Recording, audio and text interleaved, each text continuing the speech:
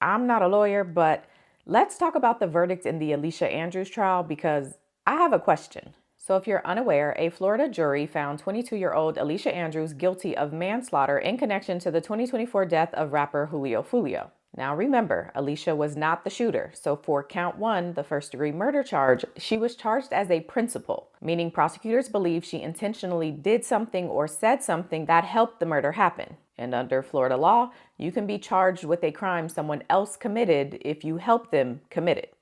Principles.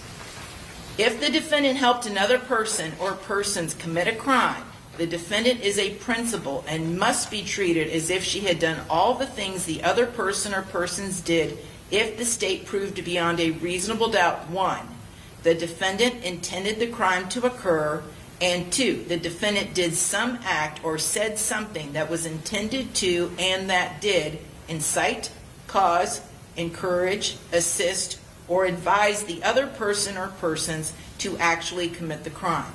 And then count 2 for Alicia was for conspiracy to commit first-degree murder. Now with count 1, that first-degree murder charge, came some lesser included charges, which in layman's terms is the idea that if you commit a big crime, you've automatically committed the smaller versions of that crime. For example, if you were charged with possession with intent to distribute, the lesser included charge might be simple possession. And after a trial, a jury may say, prosecutors, y'all didn't prove that this person intended to distribute, but y'all did prove that this person had possession. So we are going to convict them on the lesser included charge of possession, but maybe not on the bigger charge of intent to distribute. In considering the evidence, you should consider the possibility that although the evidence may not convince you that the defendant committed the main crimes of which she is accused, there may be evidence that she committed other acts that would constitute lesser included crimes. Therefore, if you decide that the main accusation has not been proved beyond a reasonable doubt, you will next need to decide if the defendant is guilty of any lesser included crime. The lesser crimes indicated in the definition of first-degree murder are second-degree murder and manslaughter. So, in Alicia Andrews' case, the lesser included charge for count 1, first-degree murder, was second-degree murder and manslaughter. Now, hopefully you followed all of that because here's my question. And I'm not a lawyer, but follow me. If Alicia was charged as a principal to count 1, first-degree murder, isn't the conviction of the lesser included to count 1, meaning manslaughter, still as a principal?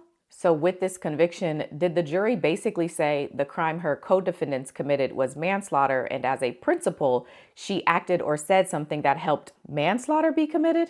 Because again, the whole point of her being charged with count 1 was to treat her and charge her for what she helped her co-defendants do.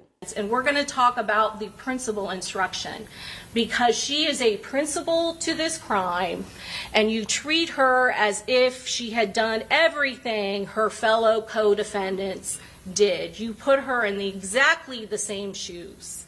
You have to treat her as if she had done all the things that Isaiah Chance did, all the things that Sean Gathright did, all the things that Davian Murphy did, and all the things that Rashad Murphy did. Or was the jury saying that her actions alone amounted to manslaughter? But can they even do that? Because isn't the whole point that she's a principal because she didn't pull the trigger herself? I could be thinking way too hard about this, but if you're a lawyer or even not, chime in and let me know your thoughts. Specifically, if being a principal to count 1 carries down to the lesser included charges underneath that. And based on that, did the jury get this right in saying that the death of Julio Fulio was manslaughter and Alicia intentionally contributed to that? I'm going to keep doing some research, but I also may talk about this on my podcast next week. So if you have an opinion about the final days of the trial and about this specific question I'm asking, and you want me to play your thoughts on my podcast next week, you can do so by leaving what we call an objection. I'll put the link in the description. But tell me what y'all think.